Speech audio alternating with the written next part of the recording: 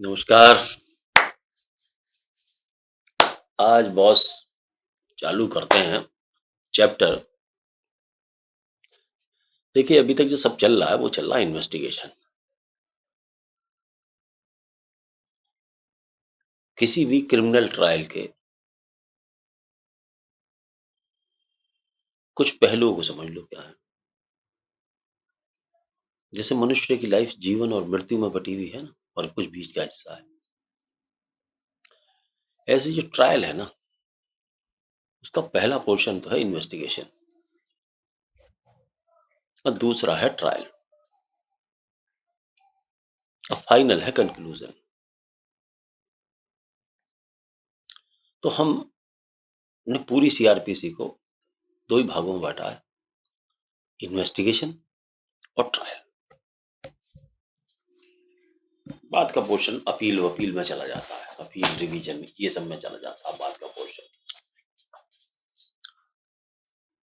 तो अभी हम आपको कोशिश ये कर रहे हैं कि हम आपको सबसे पहले ये समझाना कि ये इन्वेस्टिगेशन क्या है। तो इन्वेस्टिगेशन में अभी तक हमने बहुत सारी चीजें आपको बताई हैं, और जिन्होंने इन्वेस्टिगेशन के मेरे इसको प्रैक्टिकल टिप्स ऑफ इन्वेस्टिगेशन नहीं सुनी है या नहीं देखी है, तो सेक्शन 35 से लेकर अभी तक के 34-35 से स्टार्ट है शायद मेरी, से लेके आज तक के सब इनको देखो तो आपको पता लगेगी क्या इन्वेस्टिगेशन में कितने सारे वो हैं।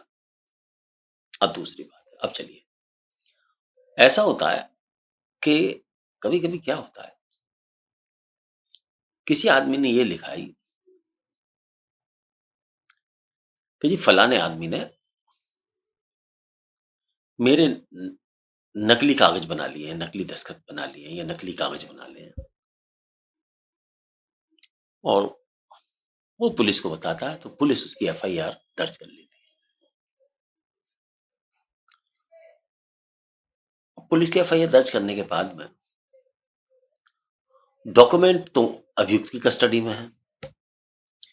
अब अभियुक्त देता नहीं, अब अभियुक्त देता नहीं तो क्या किया जाए भाई।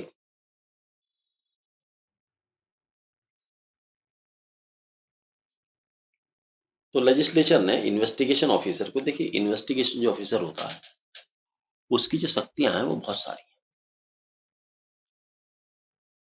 उसकी शक्तियों पर रेस्ट्रिक्शंस हैं बैलेंस के लिए, लेकिन आप ये नहीं कह सकते उसकी शक्तियां नहीं है। तो ये शक्तियां बड़ी जबरदस्त है। तो सेक्शन 94 और भारतीय नागरिक सुरक्षा संहिता, जिसको पहले क्रिमिनल प्रोसीजर कोड कहते थे,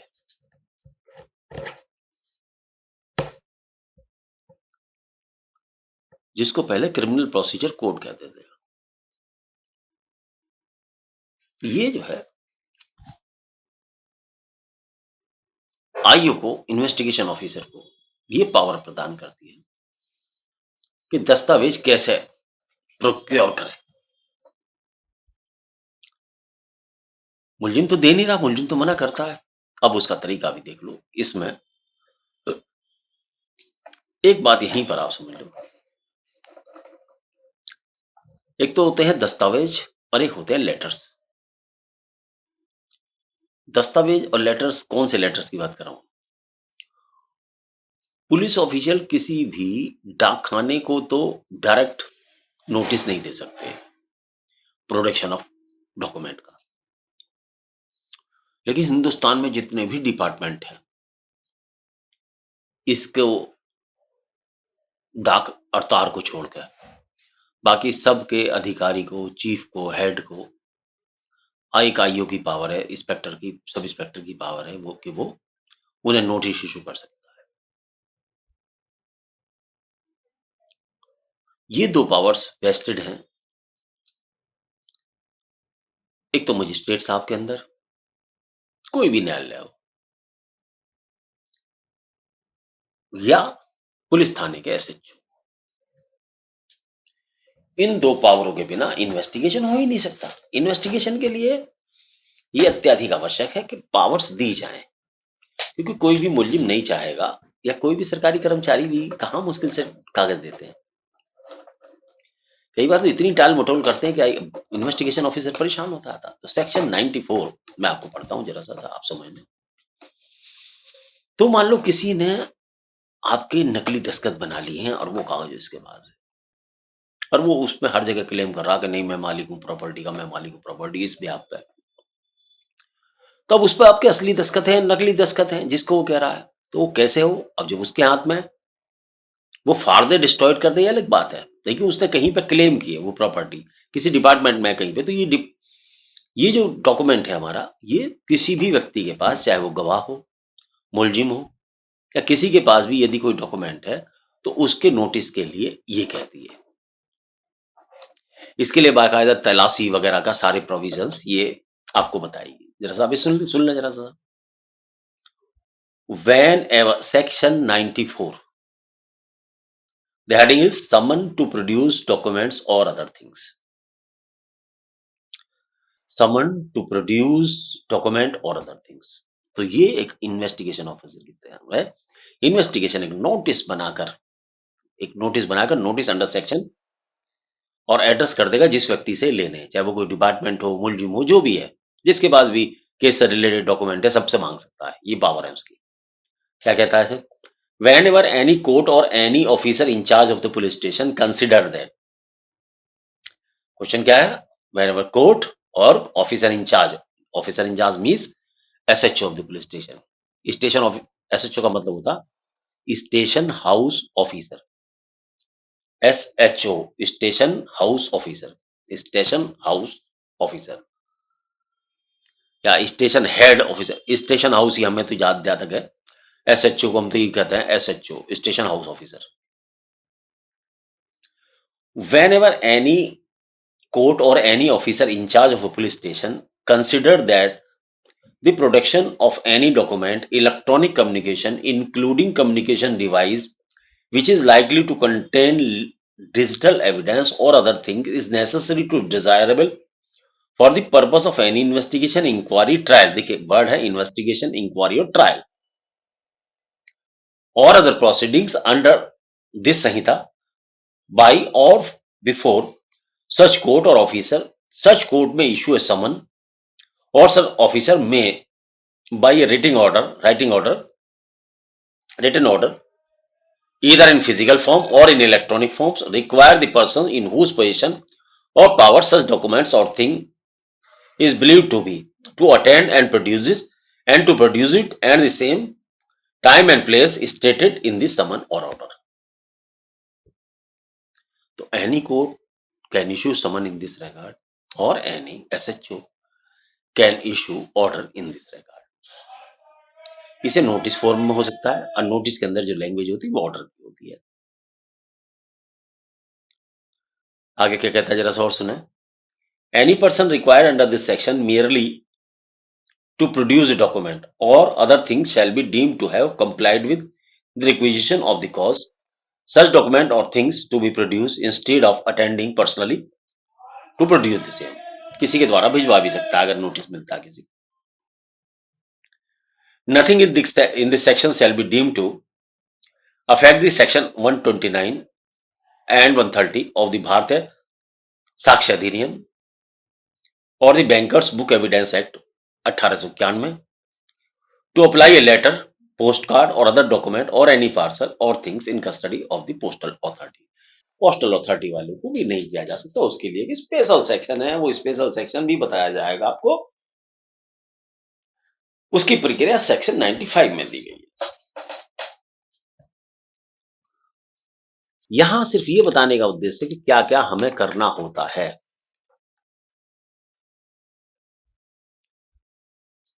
सेक्शन 97 इसमें बताता है यदि कोई संपत्ति या कुटरचित दस्तावेज या चोरी की संपत्ति या कोई ऐसा डॉक्यूमेंट किसी व्यक्ति के कब्जे में है तो सेक्शन 97 में उसको ये बताता है कि उसके अंदर तलाशी का भी प्रोविजन है। 97 कहता है ऐसी चीज के लिए तलाशी के लिए भी ऑर्डर पास कर सकता है। वो कौन कर सकता है जरा सा इसको भी देख लें। If a district magistrate or sub-divisional magistrate or magistrate of the first class, upon information and after such inquiry as he thinks necessary, has reasons to believe that any place is used for the deposit or sale of stolen property, or for deposit, sale, or protection of any objection article to which this section applies, or any such objectionable article is deposited in any place, he may by warrant authorize any police officer above the rank of constable. तो किसी भी constable से ऊपर के अधिकारी को यदि कोई चोरी की संपत्ति या कोई फोर्स डॉक्यूमेंट कहीं पर छुपाया गया है, तो ऐसे स्थान के लिए भी वारंट इशू किया जा सकता है। तलाशी वारंट भी किया जा सकता है इसलिए, और प्रोडक्शन ऑफ डॉक्यूमेंट के लिए सेक्शन 94 और तलाशी वारंट के लिए 97 सर्च वारंट। ठीक है भाई साहब। तो इन दोनों सेक्शंस को डिटेल में आप पढ़ें, आपको समझाने की कोशिश की गई है 97 और 94। 94 दोबारा बताता हूँ, 94 का मतलब जब भी पुलिस को किसी भी चीज के इन्वेस्टिगेशन में किसी डॉक्यूमेंट को जो किसी के भी पास हो, चाहे वो मुल्जिम के पास हो, चाहे किसी के पास भी हो, यदि उसको इन्वेस्टिगेशन के लिए जरूरत है, तो वो उस डॉक्यूमेंट को मंगाने के लिए किसी भी व्यक्ति को नोटिस इशू कर सकता है, चाहे वो कोई डिपार्टमेंट हो या डिपार्टमेंट का हेड हो। लेकिन डाक और तार विभाग को ये नहीं किया जा सकता, उसके लिए सेक्शन 95 में एक प्रोविजन है जिसको फॉलो करना होगा। तो इसलिए आपसे अनुरोध है कि एक तो इसको समझ लें कि इन्वेस्टिगेशन के दौरान डॉक्यूमेंट मंगाए किस जरिए जाते हैं। ये एक आईओ को आना चाहिए, एक इन्वेस्टिगेशन ऑफिसर को ये पता होना चाहिए उसको अपनी पावर का। तो 95 में ये है कि किस तरीके से मजिस्ट्रेट से परमिशन लेके डाकखाने वगैरह की तलाशी या डाकखाने से भी डॉक्यूमेंट को मांगा जा सकता है। किसी लेटर को डाकखाने वगैरह से कैसे मांगा जा सकता है, उसकी प्रक्रिया सेक्शन 95 में डिफाइन की गई है। तो यहां मैंने आपको 94 में किया, और 97 में किस तरीके से अगर किसी के पास चोरी की संपत्ति है उसके लिए किस तरीके से सर्च वारंट जारी हो, वो सेक्शन 97 में हमें बताता है। और कौन कौन सी चीजें चोरी की संपत्ति है, क्या डिटेल है, वो सारी की सारी बातें बताता है। उसमें नकली नोट है, कुछ भी है, वो सब बातें। इसमें यह भी है कि अगर पुलिस को ऐसा प्रतीत होता है कि मजिस्ट्रेट के से ऑर्डर लेने में जल्दबाजी हो जाएगी, तो वो अपना तस्करा डाल के केस डायरी में एसएचओ को बता के तो बिना तलाशी के वारंट लिए भी तलाशी कर सकते हैं। पुलिस की पावर काफी ज्यादा है, लेकिन ये एक प्रोसीजर है जहां पर टाइम हो, ये प्रोसीजर है जहां आप पे टाइम है, वहां आप किस तरीके से तलाशी लेंगे। और वो स्थिति 97 में ये बताता है। एक तो पुलिस को इन्फिनाइट पावर है, पुलिस चाहे जब चाहे जहां उसको लगता है उचित समझती है वो कर ले, यदि उसे ये डर है कि यदि हमने मजिस्ट्रेट से परमिशन ली तो देरी हो जाएगी। क्योंकि इन्वेस्टिगेशन या चोरी वगैरह की प्रॉपर्टी में अगर हम 24 घंटे या 12 घंटे मजिस्ट्रेट साहब के गए, पता लगा मजिस्ट्रेट साहब तो वैष्णो देवी घूमने गए लिंक एमएम साहब के, लिंक एमएम घर पे नहीं है, या ड्यूटी एमएम के गए, ड्यूटी एमएम साहब उस समय नहीं है, अभी 2 घंटे बैठे, 2 घंटे माल गायब हो जाएगा। तो ऐसी परिस्थिति में केस डायरी में एंट्री मार के हम रेड कर सकते हैं। लेकिन यदि हम पे टाइम हो तो उसके लिए सेक्शन 97 के तहत हम मजिस्ट्रेट साहब से जिनके नाम बताएं, सब ये जो है डिस्ट्रिक्ट मजिस्ट्रेट साहब, सब डिवीजन मजिस्ट्रेट और मजिस्ट्रेट फर्स्ट क्लास, इनसे भी परमिशन ली जा सकती है किसी भी स्थान की वारंट करने के लिए। अगर ऐसा लगता है कि टाइम नहीं है तो आप जो है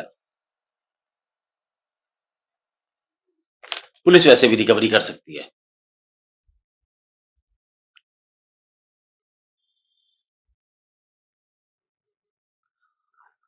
सेक्शन 97 वगैरह को मैं उस समय समझाऊंगा जब समय सीआरपीसी को आपको पढ़ाने की कोशिश करूंगा। यहां पर मैं सिर्फ आपको ये बता रहा हूं कि प्रैक्टिकल टिप्स क्या हैं। तो सेक्शन 97 में आप अपने आप देखें, सेक्शन 97 में ज्यादा बड़ा नहीं है। इसके अंदर ये बताया गया क्या क्या चीजें डॉक्यूमेंट हैं, किस तरीके की कुछ रचनाएं हैं, क्या क्या चीज है जिसको हम ले जाए, क्योंकि लंबा होने की वजह से फिर ये हमारा समराइज नहीं हो पाएगा ऑब्जेक्ट। तो ये मैं अगेन रिपीट करता हूँ आपको कि सेक्शन 94 प्रोडक्शन ऑफ डॉक्यूमेंट का नोटिस आईओ किसी को भी आईओ थ्रू एसएचओ किसी को भी दे सकता है और मजिस्ट्रेट की पावर तो इनफाइनाइट है। अगर मकान बंद है तो उसके लिए सर्च वारंट एसडीएम, डीएम और फर्स्ट क्लास मजिस्ट्रेट से इशू कराया जा सकता है और उस स्थान की जाके तलाशी ली जा सकती है और वहां से माल बरामद किया जा सकता है। लेकिन यदि किसी विशेष परिस्थितियों में ऐसा लगता है कि मुलजिम भाग जाएंगे या केस प्रॉपर्टी को डिस्पोज ऑफ कर देंगे, तो पुलिस डायरेक्ट भी अर्जेंसी को लिखते हुए अर्जेंसी को ध्यान में रखते हुए केस डायरी में लिख के ऐसी तलाशी ले सकती है। ये 2 सेक्शन हमारे पूरे हुए और हमारे वीडियो बनाते हुए टाइम हो गया 16 मिनट और हम वीडियो बनाते हैं 25 मिनट की केवल माय डियर। अब क्या है? तो अब आपको और समझा दिया जाए। ये तो प्रोडक्शन है ना, ये सब इन्वेस्टिगेशन में आएँगी। ये चीज़ें इन्वेस्टिगेशन में नहीं आएँगी, तो हमारे केस का नाश हो जाएगा। एक पुलिस ऑफिशियल्स को इन सारी बातों का पता होना चाहिए। इसको मैं 34 लेक्चर नंबर 34 से बना रहा हूँ इन्वेस्टिगेशन को और अभी तक भी कम से कम इसके अंदर मेरे हिसाब से 10 टॉपिक अभी बाकी रह गए इन्वेस्टिगेशन बनाते हुए। बताइए मैं आपको बताता हूँ मैंने क्या-क्या इसमें आपको आज तक इसमें इन्वेस्टिगेशन के बारे में बताया है इसमें। ज़रा-सा 2 मिनट लूँगा, कोई नहीं ज़्यादा टाइम नहीं लूँगा। थोड़ा-सा माइंड को भी रिलैक्स हो जाएगा। दूसरा टॉपिक चलती है दूसरा टॉपिक पर मैंने आपको इसमें बताई एफआईआर क्या होती है। सेक्शन 173 डेली डायरी क्या होती है, फॉर्म 112 क्या होता है, केस डायरी क्या होती है, रफ साइट प्लान क्या होता है, स्केल्ड साइट प्लान क्या होता है, सीजर मीमो क्या होती है, मैकेनिकल एक्सपर्ट रिपोर्ट क्या होती है, mechanical inspection report of vehicle क्या होती है, एमएलसी मेडिकल लीगल सर्टिफिकेट क्या चीज होती है, एफएसएल रिपोर्ट क्या चीज होती है, फॉरेंसिक लैब रिपोर्ट क्या क्या रिपोर्ट क्या होती है, लेबोरेटरी रिपोर्ट, फिंगरप्रिंट रिपोर्ट क्या होती है, आईयू किट क्या होती है, राइटिंग एक्सपर्ट ओपिनियन क्या होती है, क्राइम टीम क्या होती है, रजिस्टर नंबर 19 क्या होता है, पोस्टमार्टम रिपोर्ट क्या होती है, डॉकिट क्या होता है, मालखाना क्या होता है, मालखाना मॉडरेट क्या होता है, टेस्ट आइडेंटिफिकेशन ऑफ प्रॉपर्टी और टेस्ट आइडेंटिफिकेशन परेड क्या चीज है, स्टेटमेंट ऑफ एक्यूज और statement of sorry confession of accused और statement of prosecuting record magistrate द्वारा कैसे किया जाता है,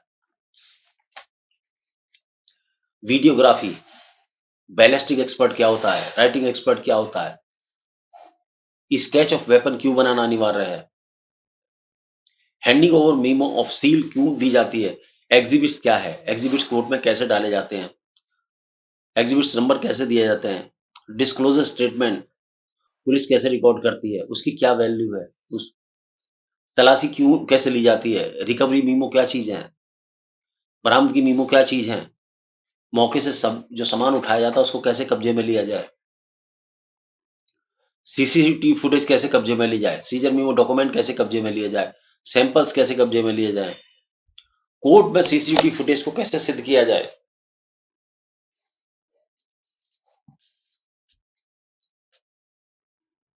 बेल एप्लीकेशन कैसे लगाई जाए, एंटीसिपेटरी बेल एप्लीकेशन कैसे लगाया जाए और कैंसिलेशन ऑफ बेल क्या होती है, ये सब बातें आपको बताई और आज ये बताया प्रोडक्शन ऑफ वारंट क्या होता है और सर्च वारंट क्या होता है।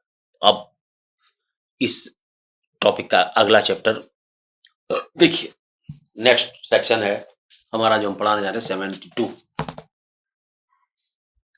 हम सेक्शन निकालते हैं 72। जब पुलिस के सामने किसी मुकदमे की एफआईआर कराई जाती है तो पुलिस उसके यहाँ जाती है, लेकिन वो मुलजिम अपने आप को जानबूझ के छुपा लेता है या भाग जाता है।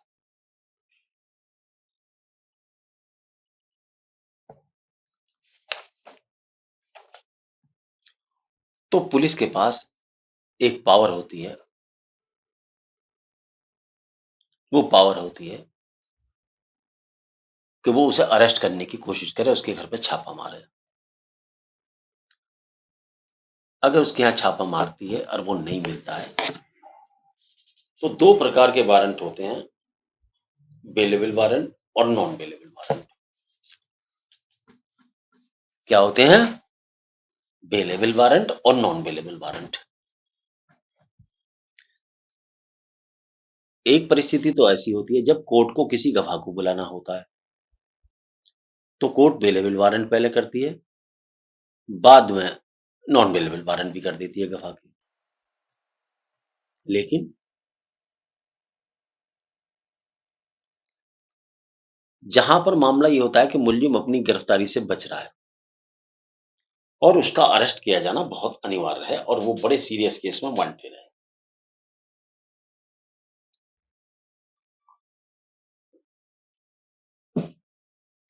क्योंकि इन्वेस्टिगेशन का एक टाइम है, एक लिमिटेशंस है।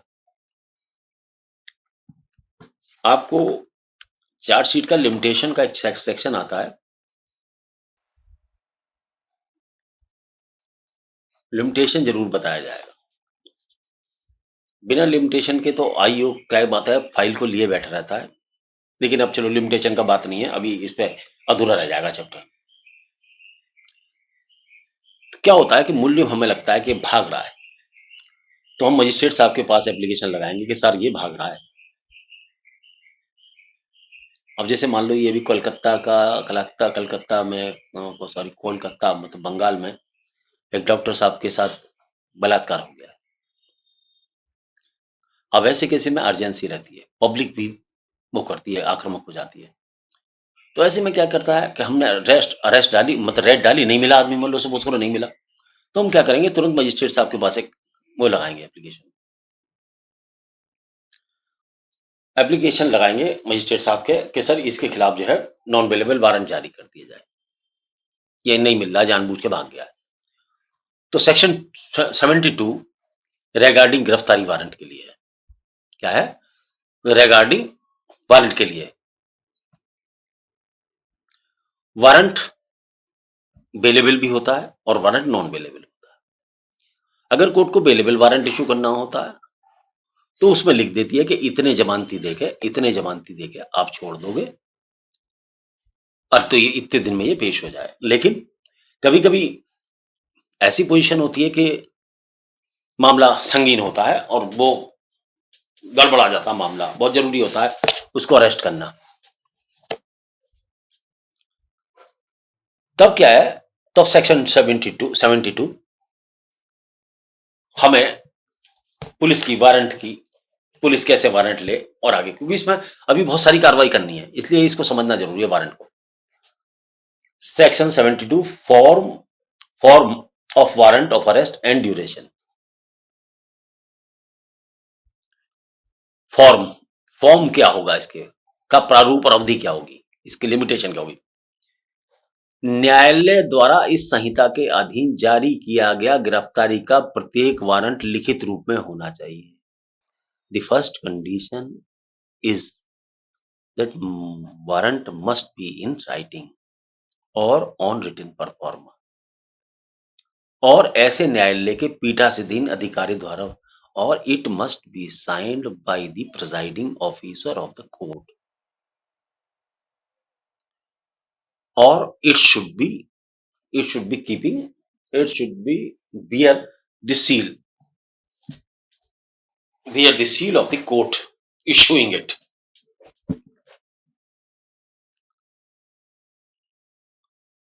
और ये वारंट तब तक एनफोर्समेंट में रहेगा जब तक कि एग्जीक्यूट नहीं हो जाता, या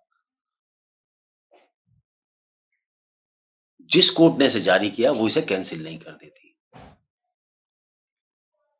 तो अब वारंट को सेक्शन 72 में ये प्रारूप बताया, कोर्ट इशू कर सकती है, परिस्थितियों को कंसिडर करने के बाद में लिखित रूप में होगा, सील लगी हुई होगी, मोहर लगी हुई होगी। ये तब तक अस्तित्व में रहेगा जब तक कि वो अरेस्ट नहीं हो जाता। होने को तो इस गिरफ्तारी वारंट में बहुत सारी चीजें हैं, लेकिन मैं यहाँ आपको केवल इन्वेस्टिगेशन का पोर्शन समझा रहा हूँ। इसलिए इस वारंट को यहां तक इसमें ये भी बता रहा हूं कि ये अवेलेबल भी हो सकता है और नॉन अवेलेबल भी हो सकता है। उसमें खोला जा सकता है कि भाई आप इसे जमानत पे छोड़ दो, अगर पकड़ ला जाए तो जमानत पे छोड़ देना, या मना भी कर सकती है कोर्ट। ये अलग अलग परिस्थितियों में अलग अलग चीज होती है, लेकिन ये नॉन अवेलेबल और अवेलेबल दोनों हो सकता है। और अरेस्ट के लिए भी, अरेस्ट के लिए तो नॉन अवेलेबल है ही। वारंट किसको एड्रेस किया जाएगा? वारंट जब भी एड्रेस किया जाता है, ये कोर्ट के ऊपर है कि वो किसे वारंट इशू करे, लेकिन सेक्शन 74 ये बताता है कि किसको करे। A warrant of arrest shall ordinarily be direct to one or more police officer, but the court issuing such a warrant may, if its immediate execution is necessary and no police officer is immediately available, direct it to any other person or such person or persons shall execute the same. ये नहीं है कि police को ही करे, magistrate की power भी infinite है, लेकिन अंडर कंट्रोल ऑफ भारतीय नागरिक संहिता।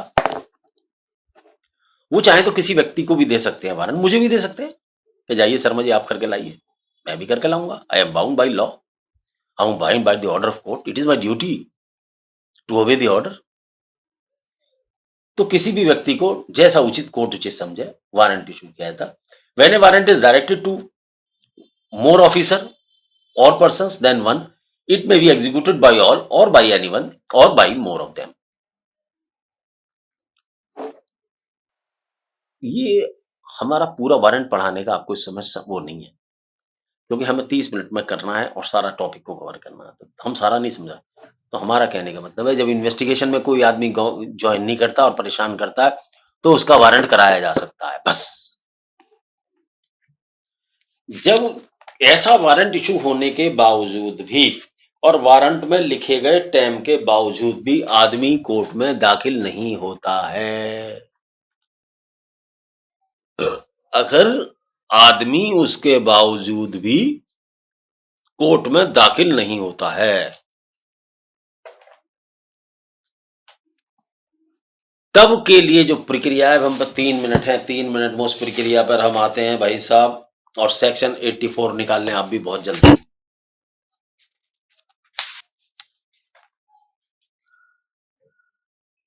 जब कोई व्यक्ति नहीं आता है तो पुलिस ले जाके उसे एक रिपोर्ट, अपनी जो वारंट इशू किया था पुलिस ने, उसको कोर्ट में लेके जाती है। ये वो पुलिस के ऊपर डिपेंड करता है, वो 2 दिन में ले जाए, 3 दिन में ले जाए, 4 दिन में ले जाए, 5 दिन में ले जाए, लेकिन सालों नहीं लग सकते इसमें। अर्थात पुलिस के लिए बहुत जरूरी है, पुलिस जाती है 2 दिन बाद, 4 दिन बाद, सर वो व्यक्ति जो है,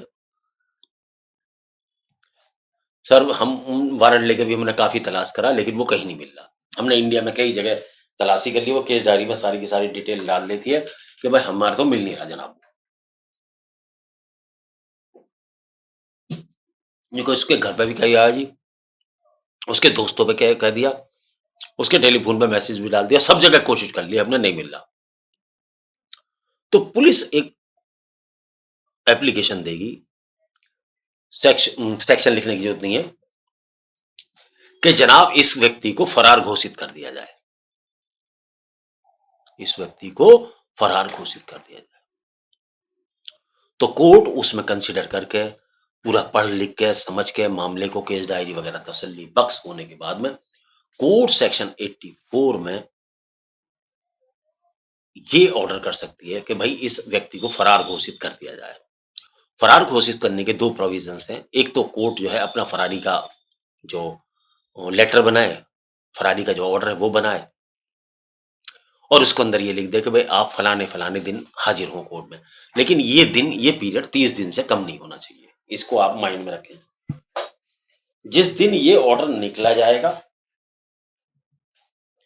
और निकल के उसके घर पे चिपका दिया जाएगा जो मुलजिम फरार हो गया, या उसके मोहल्ले में कहीं चिपका दिया जाएगा, या कोर्ट के बोर्ड पे, कोर्ट के अंदर भी एक नाइट बोर्ड होता है। ये जो नोटिस है, ये 3 प्रति में निकलेगा, 4 प्रति में समझो। 3 प्रति में तो 1 प्रति तो इसकी कोर्ट के अंदर लगा दी जाएगी। न्यायालय का एक बोर्ड होता है हर डिस्ट्रिक्ट में, उस बोर्ड पे लगा दी जाएगी। एक मोहल्ले के उस स्थान पे लगाई जाती जहां पर मुलजिम रहता है, इसके नियम को भी समझ लें। ऐसा नहीं है कि खेल है ये। पहले आपको याद होगा, पहले मुनादी होती थी। मुनादी है ये। ढोल बजवा के गाँव के अंदर ये चिल्लाया जाता था कि देखिए फलाना मुल्जिम फरार हो गया है। यदि किसी व्यक्ति को उसके बारे में पता लगे तो सूचित कीजिए। देखिए टाइम हो गया, 30 मिनट होने वाले हैं इसके, और मैं नहीं समझता कि 30 मिनट से लंबा हो। अब इसे चैप्टर को, कुर्की को, मैं आपको नेक्स्ट एपिसोड में समझाऊँगा, क्योंकि इसके बाद में अटैचमेंट है, और अटैचमेंट के बाद में प्रोक्लेमेंट है। क्योंकि मुल्जिम की संपत्ति भी तो कुड़क करनी है जिसने बदमाशी दिखाई है। आजकल देखते ना, कहते हैं डिमोलिशन ऑफ प्रॉपर्टी, ये सब इसी सेक्शनों में तो होती है। और कहाँ से होती है? ऐसी अटैचमेंट है यो। अभी जैसी अटैचमेंट होगा ना, मकान की खिड़की, दरवाजे, बच्चों के कपड़े छोड़ के, बच्चों के बर्तन छोड़ के, घरवाली के बर्तन कपड़े छोड़ के, मुलजिम की हर चीज निक्की निक्की उठा के थाने में ले आई जाएगी और मजिस्ट्रेट के साहब के सामने पेश कर दी जाएगी। टीवी, फ्रिज, कूलर, ये सब इसी में होता है। ये सब इन्वेस्टिगेशन का पार्ट है, इसलिए आपको नॉलेज होना जरूरी है। नमस्कार, मिलते हैं नेक्स्ट एपिसोड में। कौन बनेगा करोड़